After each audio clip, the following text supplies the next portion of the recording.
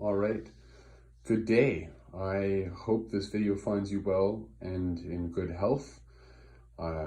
Today, as promised, is a video about my first super heavy Baneblade chassis tank. And here it is, painted up.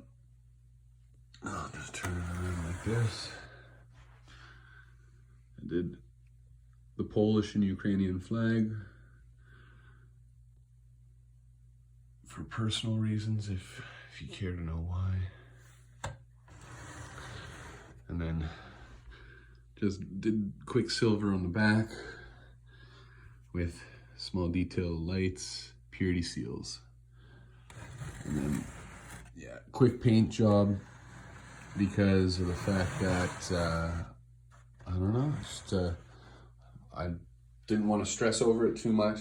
Wanted to make it quick, wanted to make it look good, and want to be able to go back to a somewhat basic paint scheme for what this terrible camo is.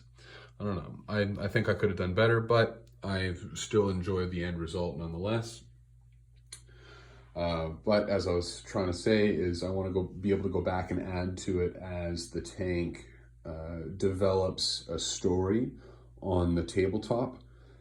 So that's sort of, to me at least, I don't know, forces my hand to be a little basic and a little, I don't know, simple, basic. I don't know what else. Blank on some level, or able to go back and add to it as I want. But yeah, I'm thinking because I'm not, none of the fact that I wasn't quite settled. I think I was putting my chapter emblem right there, and then somewhere I think maybe on the sides here I'll start taking a notch count of how many super heavies this thing is taken down in one shot. That I think that'll be very thematic, hilarious for me. I don't know, something to entertain me, I guess, a little whimsical like that. But yeah, otherwise, a little hobby update overall is that I've got the boys coming over tomorrow. We're going to be playing a game, a full crusade force on the table for this series, and then we're going to go back to, you pick half your overall power level and then play normally. But regarding the building and painting hobby aspect, I'm still got yet to build the last two 10-man Cadian shock troop squads. So that way I can correct my blunder on doubling up on plasma for the first two, and build one plasma, one melta proper now for those squads. And yeah, anyways, that's the building, and then the painting is those after they're built. But on the to-do list right now is the 5-man Rough Rider squad that I've builted, spray painted black as a base coat already, but promised someone that I would be able to paint with them, doing magical, whimsical colors for the horsies there. Not gonna do classic, like chestnut brown, or like an off-white or a black, or just what would be like standard horse like colors. I plan to go really freaking whimsical and do My Little Pony colors. You'll see what I mean whenever it's all done, but I just think that's absolutely hilarious that can be sort of done. So I don't know why the idea has popped into my head, but it has, and it's just sort of stayed for the last few months.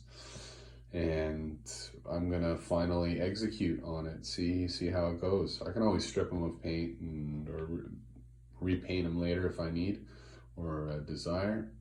Otherwise, that's it. I'm going to be taking a step back from actually buying more Games Workshop models, I think.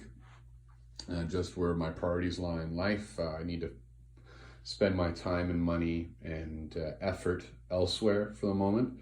However, it doesn't mean that I will not be producing any new models.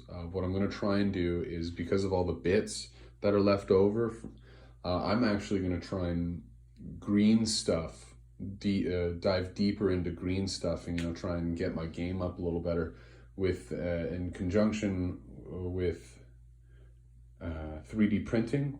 I myself, I'm not going to be getting a 3D printer yet. It's on the list, but a computer for actual work and and play reasons. I think a strong PC is good. It is a good advantage in today's world. So I'm going to try and spend money on that. But one thing at a time. I'm not trying to financially cripple myself. I've already got this doing the heavy lifting towards that for me right now, and trying to build out of the bits with using green stuff. I think would be very. I don't know. I'd like it. I think it'd be very creative, a fun endeavor where I can hopefully get someone to 3D print bases for me. I want 25, 28, and 32 mils. I'm hoping to get at least 50 of each base size. And I'm going to try and build some Bonhams, build some little boys. And try and get some custom characters going in for the Imperial Guard, because I've just got so many bits unused, and I sort of want to try and get the most out of the plastic crack I've got. And then maybe try and build my own custom Kasserkin. That's why I've got this page open. I've been thinking about the Kasserkin a lot. Yeah,